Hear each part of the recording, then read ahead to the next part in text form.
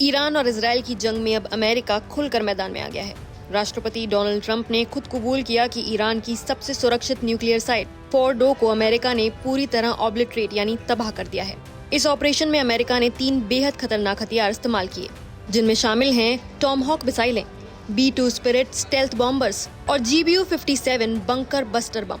Trump के मुताबिक America ने 30 टॉमहॉक मिसाइलें ईरान के नतांज और एस्फहान न्यूक्लियर साइट्स पर दागी, वो भी 400 मील दूर एक सबमरीन से। आइए आपको बताते हैं ये हथियार आखिर कितने खतरनाक हैं। टॉमहॉक मिसाइल्स को अमेरिका के सबसे सटीक हथियारों में से एक माना जाता है। टॉमहॉक लैंड अटैक मिसाइल एक लंबी दूरी तक मार करने वाली क्रूज मिसाइल है, जिसे अमेरिकी नौसेना ने जमीन पर सटीक हमलों के लिए विकसित किया है। ये मिसाइल युद्धपोतों और सबमरीनों से दागी जा सकती है और इसकी मारक क्षमता लगभग 1500 से 2500 किलोमीटर तक होती है। ये 550 मील प्रति घंटा यानी मैक्स 0.74 की रफ्तार से उड़ान भरती है। अपनी बेहद सटीक निशानेबाजी के लिए ये GPS, इनर्शियल नेविगेशन और टेरेन कंटूर मैपिंग जैसी तकनीकों का इस्तेमाल करती है, जिससे ये 10 मीटर के भीतर सटीक निशाना साध सकती है।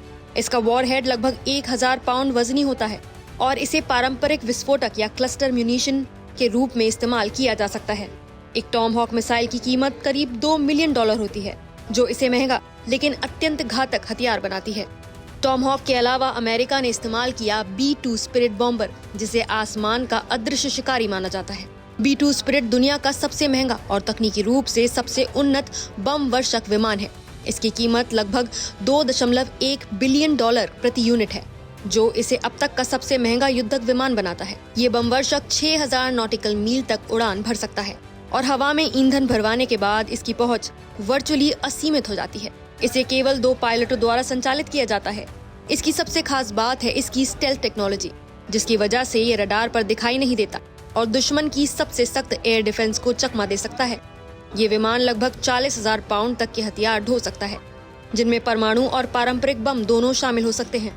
हालिया ईरान हमले के दौरान B-2 स्पिरिट ने अमेरिका के मिसौरी बेस से उड़ान भरी और बिना रुके 37 घंटे तक उड़ते हुए ईरान की फोर्डो न्यूक्लियर साइट तक पहुंचा, जो इसकी ऑपरेशनल रेंज और क्षमता को साबित करता है। इस मिशन के लिए सिर्फ B-2 ही इस्तेमाल हो सकता था, क्योंकि इसकी रडार से छिपने की क्षमता अद्वितीय है। ईरान पर हमले में एक और खतरनाक बम का इस्तेमाल हुआ, GBU-57 बंकर बस्टर। इसे अमेरिका का न्यूक्लियर साइट किलर कहा जाता है। ट्रंप के मुताबिक 6 बंकर बस्टर बम गिराए गए फोर्डो साइट पर, जो पहाड़ के नीचे छुपा था। अमेरिका का दावा है फोर्डो इज गॉन, यानी फोर्डो को खत्म कर दिया गया है। GBU-57 मासिव ऑर्डिनेंस पेनिट्रेटर एक अत्यधिक शक्तिशाली और भारी बम है, जिसे विशेष रूप से गहराई में स्थित और मजबूत बंकरों को नष्ट करने के लिए विकसित किया गया है। इसका वजन लगभग 30,000 पाउंड यानी 13,600 किलो होता है और इसकी लंबाई 20.5 फीट है। ये बम एक स्टील अलॉय की मजबूत केसिंग और तेज नुकीली नाक के साथ डिजाइन किया गया है, जिससे ये जमीन के भीतर 200 फीट तक कंक्रीट या चट्टानों को भेदने की क्षमता रखता है। इसमें 5300 पाउंड विस्फोटक भरा होता है, जो इतनी ताकत पैदा करता है जैसे कोई भारी ट्रेन तेज रफ्तार से टकरा जाए। GBU-57 को केवल B-2 स्पिरिट स्टेल्थ बॉम्बर के जरिए ही चलाया जा सकता है और हर फ्लाइट में B-2 अधिकतम 2 MOP बम लेकर उड़ सकता है। ये बम खास तौर पर उन ठिकानों के लिए इस्तेमाल होता है जिन्हें पारंपरिक हथियारों से नष्ट करना लगभग असंभव होता है। अमेरिका के पास बेशक घातक हथियार हैं, लेकिन ईरान ने हमलों के बाद उसे सीधा और गंभीर संदेश दिया है, हर अमेरिकी अब हमारा निशाना है। ईरानी सरकारी टेलीविजन ने रविवार को चेतावनी दी कि मध्य पूर्व में मौजूद हर अमेरिकी नागरिक और सैन्यकर्मी अब ईरान के टारगेट पर है।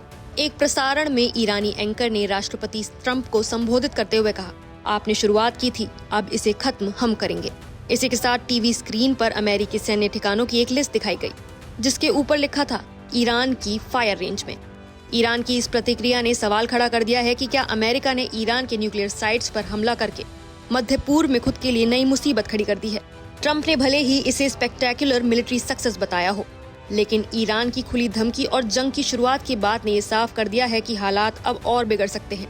क्या ये कदम वाकई शांति लाएगा या अमेरिका को अब अपनी ही चेतावनियों का सामना करना पड़ेगा? यही सवाल अब पूरी दुनिया के सामने है। फिलहाल इस मुद्दे पर आपकी क्या राय है, हमें कमेंट्स में बताएं। नमस्कार, मैं हूं मानक गुप्ता। अगर आपको हमारा ये वीडियो पसंद आया हो तो इसे लाइक और शेयर जरूर करें और हाँ, हमें सब्सक्राइब और फॉलो करना ना भूलें। ताकि आप देश और दुनिया की कोई खबर मिस ना करें। तो जुड़े रहिए हमारे साथ और देखते रहिए न्यूज़ 24।